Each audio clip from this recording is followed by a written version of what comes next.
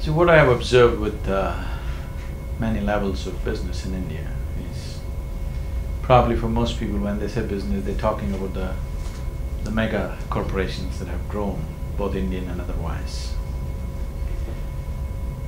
But India hums beyond world's economic situations. India's commerce hums because there's a whole lot of family businesses, individual entrepreneurs, family enterprises, which have a very strong business sense.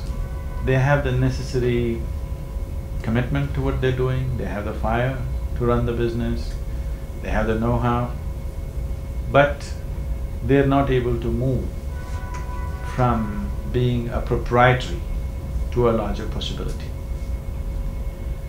This scaling up is something that a lot of them struggle with. I have many personal experiences with this.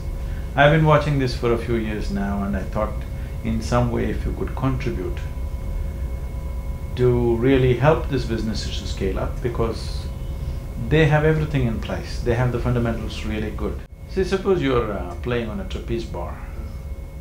Unless you're sure you can catch the other bar, you won't leave this, isn't it? You're not going to let go of this.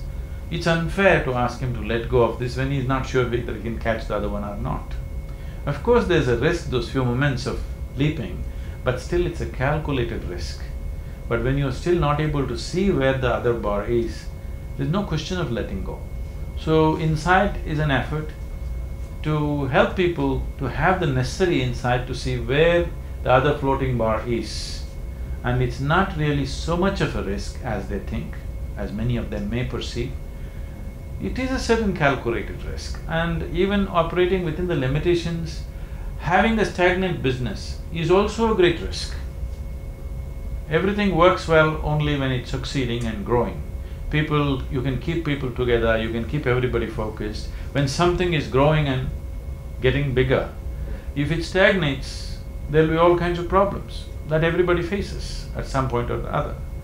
So, to move on to the next step, without the necessary tools and the know-how, asking them to move on is not a fair thing. So it's best we provide those tools, so we thought we'll bring the best minds in the field who have done that scaling up as a hands-on knowledge towards scaling up.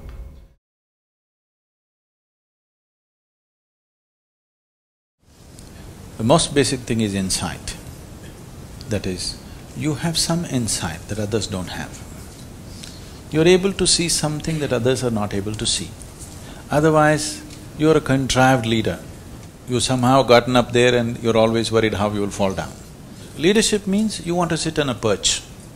If you sit on a perch and you can't see any better than the people who are not sitting on the perch, you will become a joke. Yes or no? Once you sit on the perch, you must be able to see something that others are not able to see. A leader means he's a lookout person. It need not necessarily mean that you're able to do something better than somebody else, but you're able to see better than somebody else. Once you're able to see something that others cannot see, however clumsy you may be, you still become a leader. People will still look up to you because you are seeing something that they cannot see. This is most important. If you want to run a business, whatever kind, essentially running an organization means in some way you're managing maybe 1,000 minds or 10,000 minds. If you cannot even manage yours, how are you going to manage everybody else's?